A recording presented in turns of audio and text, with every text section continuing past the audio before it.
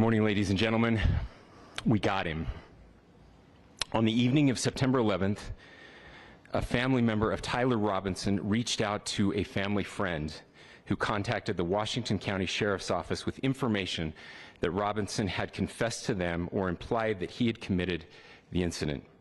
This information was relayed to the Utah County Sheriff's Office and scene investigators at Utah Valley University.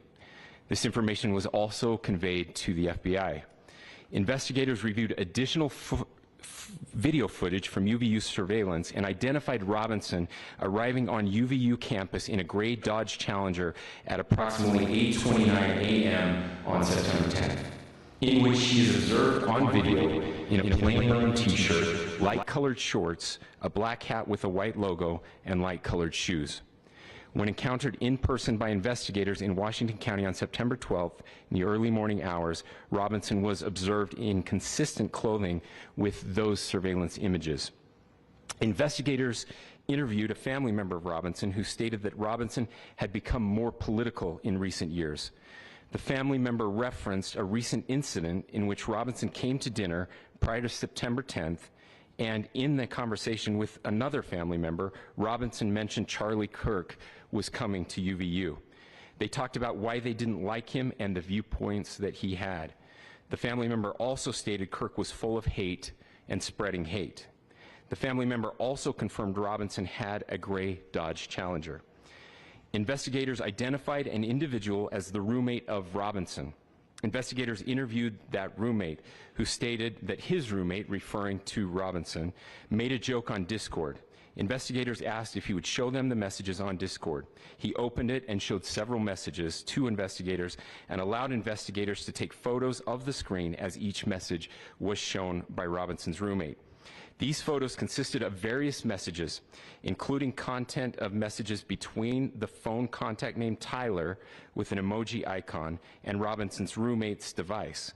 The content of these messages included messages affiliated with the contact Tyler, stating a need to retrieve a rifle from a drop point, leaving the rifle in a bush, messages related to visually watching the area where a rifle was left, and a message referring to having left the rifle wrapped in a towel. The messages also refer to engraving bullets and a mention of a scope and the rifle being unique. Messages from the contact Tyler also mentioned that he had changed outfits. I know there has been speculation as well as to the writing on those casings, those bullet casings, and I believe we have that as well, and I will share that with you now.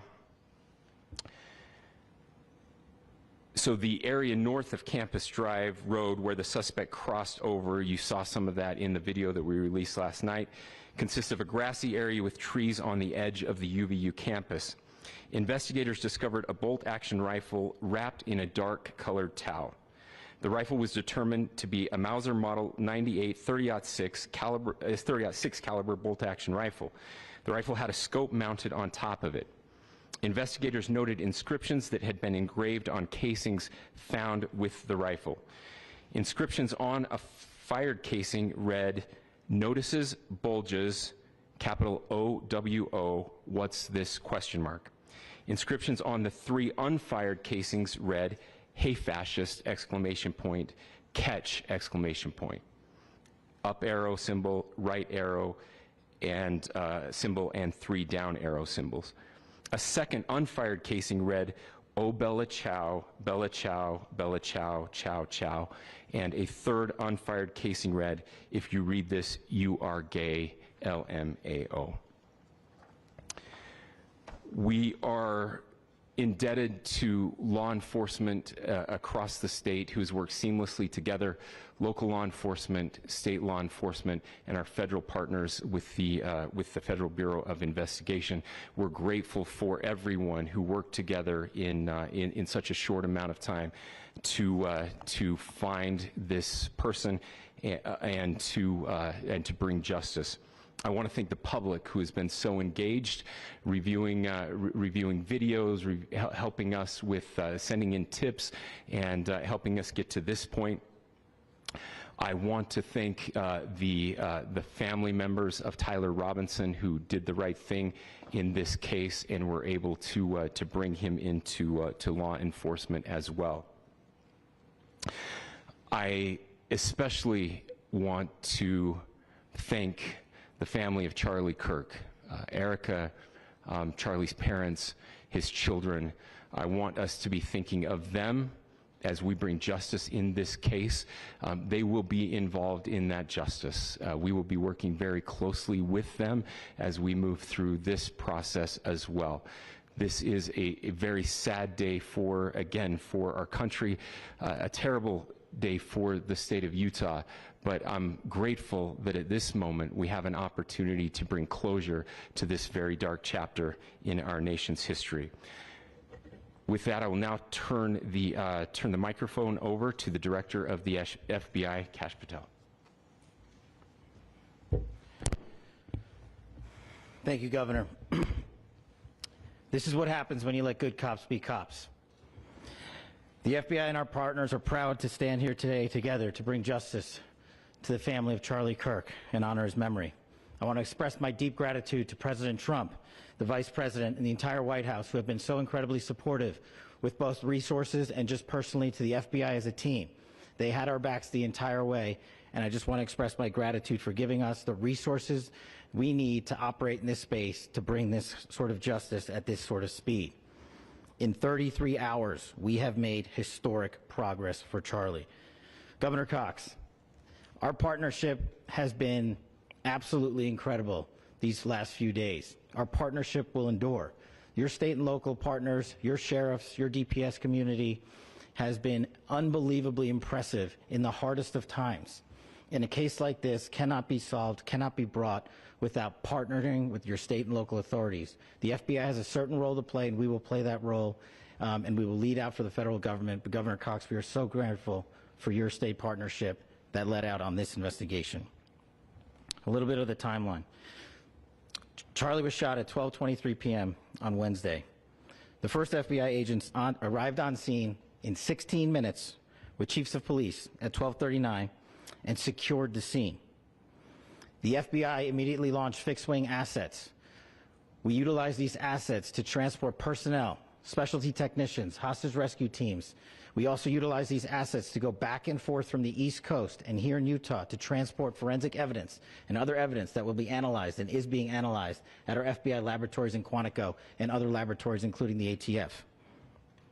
At my direction, the FBI released the first set of FBI photos of the suspect at 10 a.m. local time on 9/11. Then, shortly thereafter, the FBI reward of $100,000 was released at 10:45 a.m. local. Myself and Deputy Director Bongino arrived on the scene at approximately 5:30 p.m. on 9/11. The governor led a press conference last night at approximately 8 p.m. where at my direction the FBI released a never-before-seen video of the suspect. We also released new images to the public of the suspect. And just last night, the suspect was taken into custody at 10 p.m. local time. In less than 36 hours, 33 to be precise, thanks to the full weight of the federal government and leading out with the partners here in the state of Utah and Governor Cox, the suspect was apprehended in a historic time period.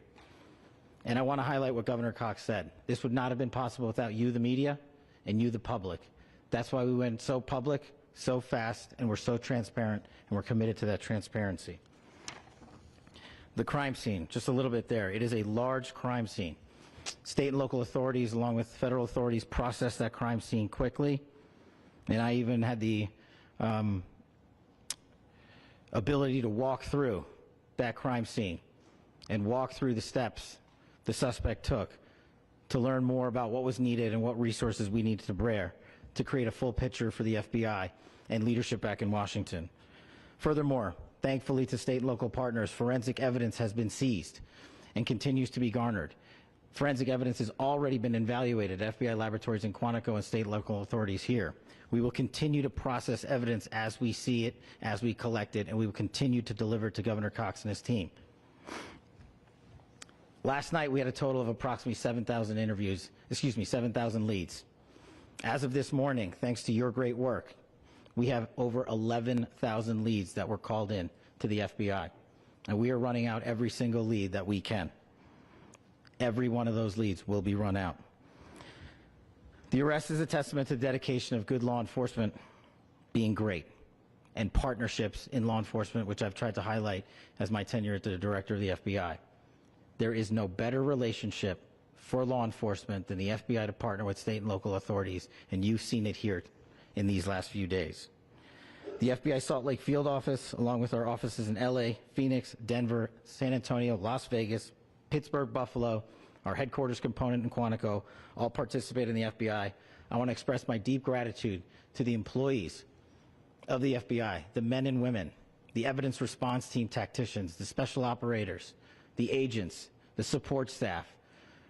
You have done monumental work in historic time when the public, who had a right to demand such an expeditious solving of an investigation, the FBI answered that call diligently, critically important to our nation, and we delivered. And I'm proud to be their leader, and I'm proud to be the director of the FBI.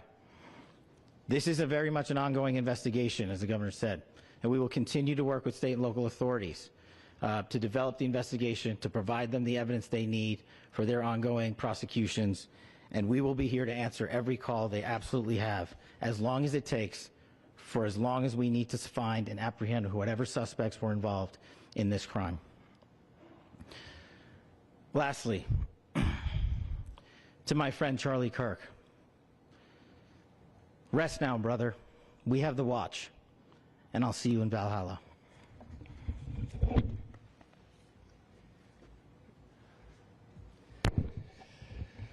Thank you, and good morning.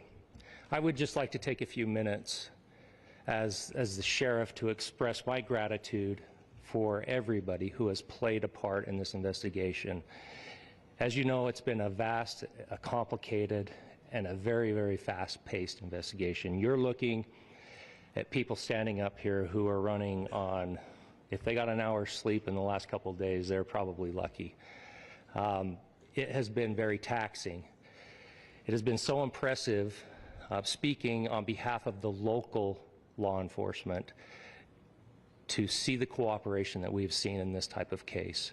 Across the state, sheriffs, chiefs, our state partners have stepped up and have come to the call on anything that we needed. Our county chiefs have been phenomenal. Our Utah County Attorney, Jeff Gray, who's standing up here with us, has been phenomenal in leading us through this investigation. I would like to thank the federal government for their resources, their assets. Our local team here, our FBI team, has been extraordinary in helping us work through this and bring this person to justice. Most of all, I would like to thank the public, and specifically, I would like to thank the public who turned to prayers and who turned to positiveness for us. I would like to thank them on behalf of the law enforcement community, because we needed those prayers.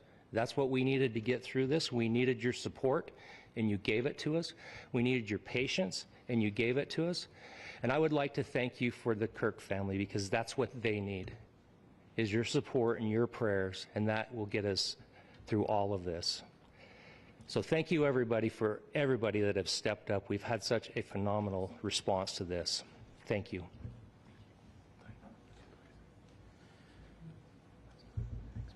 I also want to give a special thanks to the Attorney General and the Department of Justice. Their unwavering support and their commitment to justice is shown true here. And without AG Bondi and Deputy Attorney General Todd Blanche and the resources they brought to bear, we would not have been able to complete our mission. And I just want to say special thanks. It's an honor to be a part of the Department of Justice. Thank you. thank you again to our incredible law enforcement team who has worked so hard. Sheriff, I got a solid 90 minutes last night, so I'm probably the most well-rested person up here. Ladies and gentlemen, I get the microphone, so I hope you'll permit me a moment just to share a few more thoughts about where we are and how we got here, and maybe a little bit of where we go from here. I don't want to get too preachy, but I think it's important that we, with eyes wide open, understand what's happening in our country today. I've heard people say, well, why are we so invested in this? There's violence happening all across our country. And violence is tragic everywhere, and every life taken is a child of God who deserves our love and respect and dignity.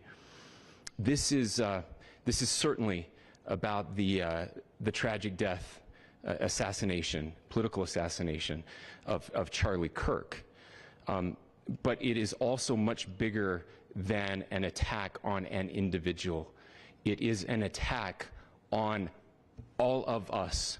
It is an attack on the American experiment. It is an attack on our ideals.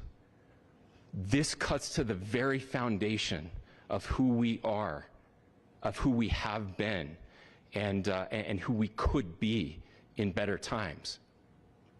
Political violence is different than any other type of violence for lots of different reasons. One, because in the very act that Charlie championed of expression, that freedom of expression that is enshrined in our founding documents, in having his life taken in that very act, makes it more difficult for people to feel like they can share their ideas, that they can speak freely.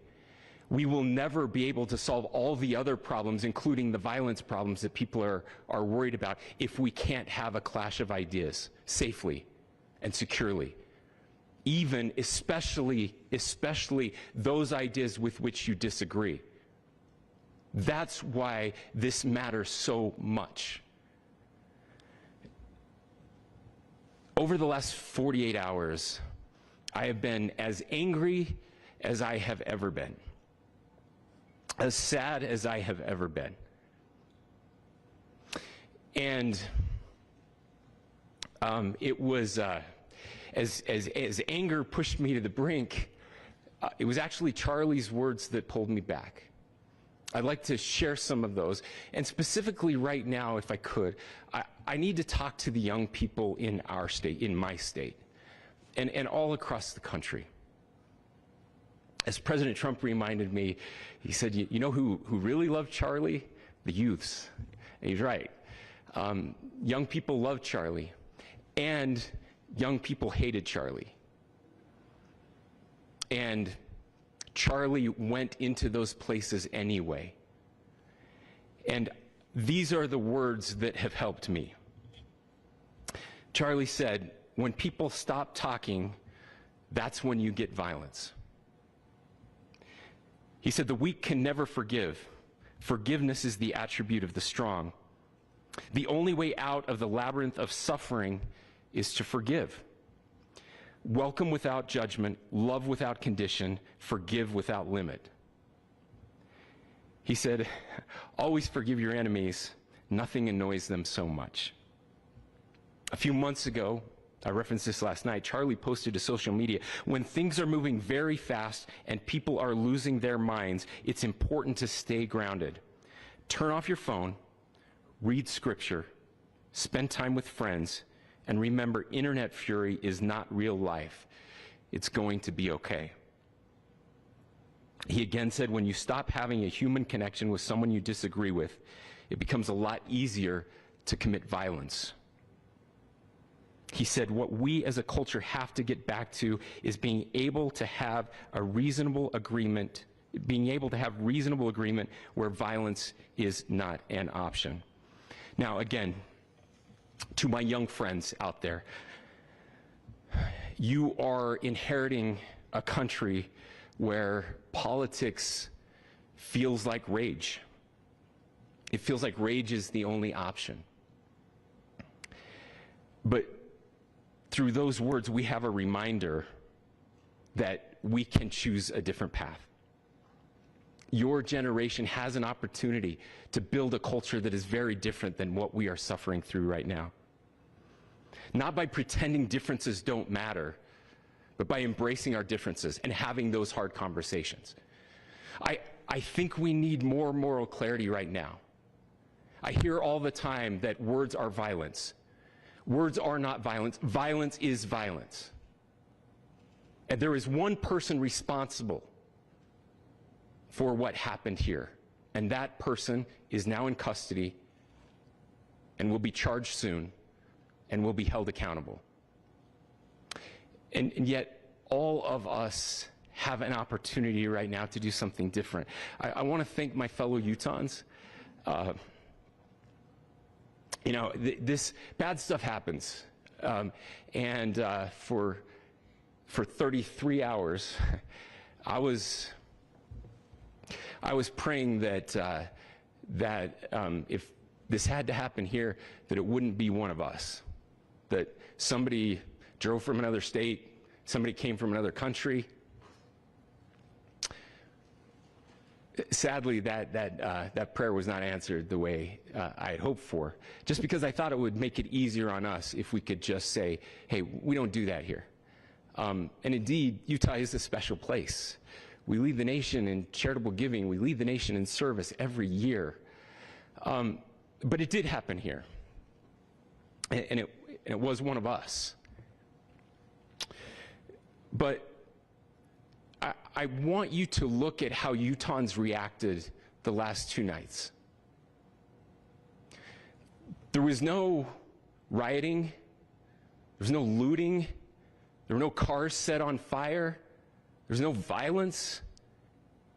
There were vigils and prayers and people coming together to share the humanity. And that, ladies and gentlemen, I believe is the answer to this. We can return violence with violence. We can return hate with hate.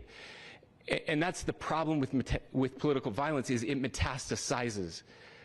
Because we can always point the finger at the other side. And at some point, we have to find an off-ramp, or it's going to get much, much worse. But see, these are choices that we can make. History will dictate if this is a turning point for our country.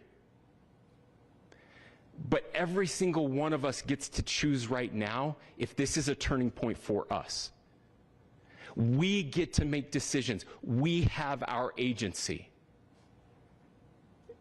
And I desperately call on every American, Republican, Democrat, liberal, progressive, conservative, MAGA, all of us to please, please, please follow what Charlie taught me. I'll just conclude with words I share often from a friend and author, Yuval Levin, who was asked if he was optimistic about our country. And he said, I'm not optimistic. He said, I hate optimism. Like, that sounds bad. But he said, optimism is a vice. It's this idea that good things are just going to happen. And he said, in the history of the world, good things have never just happened. He says, I'm not optimistic, but I am hopeful. And hope is the virtue that sits between the vices of optimism and pessimism. Hope is the idea that good things are going to happen because we can make them so. I still believe in our country. And I know Charlie Kirk believed in our country. I still believe that there is more good among us than evil. And I still believe that we can change the course of history. I'm hopeful because Americans can make it so. Ladies and gentlemen, we're happy to answer any questions you might have. Governor, can you please speak to whether the suspect is speaking with authorities and his demeanor, Tyler Robinson, when he turned himself in? I cannot speak to that right now. Governor, how do you interpret these briefings on the case? Well, I will leave that up to you to interpret what those engravings mean. I think the clearest one that says "catch fascist," there's not, and by the way, that's like catch like a ball, catch this. That's I think that speaks for itself. Governor, you indicated that he had been communicating. Please. Talked about this level of hatred that this person expressed. Beyond that, is there anything in your view that you discovered that may have radicalized or changed him to prompt him to commit such a horrific? There's nothing more that we can share at this time. Governor, you indicated that he had been communicating with a friend on Discord about the gun. Do you anticipate any more arrests? We do not at this time have any information that would lead to any additional arrests. Do you believe he acted alone? Yes, but the investigation is ongoing. How he came into custody of police and where he is right now? Yes, so right now, Mr. Robinson has been booked into the Utah County Jail. You heard the president this morning report that he was taken into custody, that his family and a friend helped to deliver him into custody of law enforcement in Washington County. For those of you that don't know where Washington County is, it is the southwesternmost part of the state of Utah. It's about a 3.5 to 4 hour drive from here, where we are right now, and that's where he lived and where they turned him in. Please, I'll go here. I can't share any more than what I've already shared. Yeah.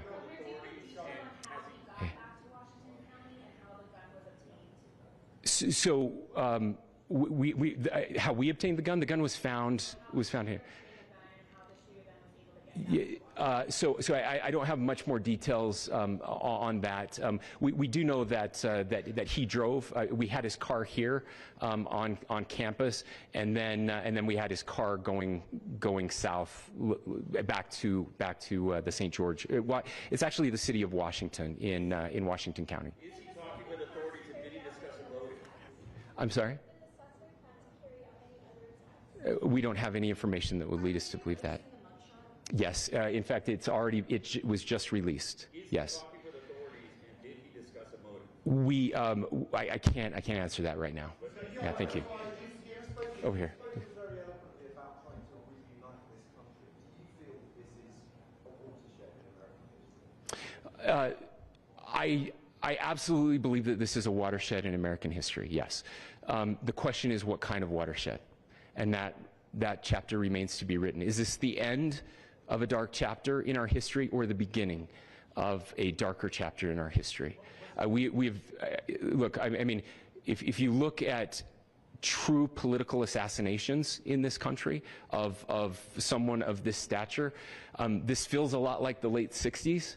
And having one so gruesomely displayed on camera in all of our hands and in all of our pockets, we are not wired as human beings, biologically, historically. We have not evolved in a way that we are capable of processing those types of violent imagery. And by the way, we've seen another one with a gruesome stabbing very recently that went viral. This is not good for us. It is not good to consume. Social media is a cancer on our society right now. And I would encourage, again, I would encourage people to log off, turn off, touch grass, hug a family member, go out and do good in your community. That is happening, and it's happening organically right now. I had a friend in a small city in Utah who said, we're getting together, the Republicans and Democrats in my little town are getting together to have a discussion tonight, last night, just to find a way to find their better angels. So yes, this could be, I mean, you know, again, you have to go back to JFK to have seen a video live of something like this happening. I wasn't born until 1975, but I know that things were really dark in the late 60s. Sorry to some of you. I know some of you were there. But this is our moment. Do we escalate or do we find an off-ramp? And again, it's a choice. It's a choice, and every one of us gets to make that choice. Two more questions right here. Could we clarify that the release of those enhanced images at 8 p.m. the timeline that Director Patel gave us led to the arrest at 10 p.m.? Is there a I cannot comment if there is a direct connection or not, but all I can say is that, that through some process, the family came to know that this had happened. One more thing, Governor. Could you just clarify the clothing issue you mentioned earlier? Was he changing outfits? Correct.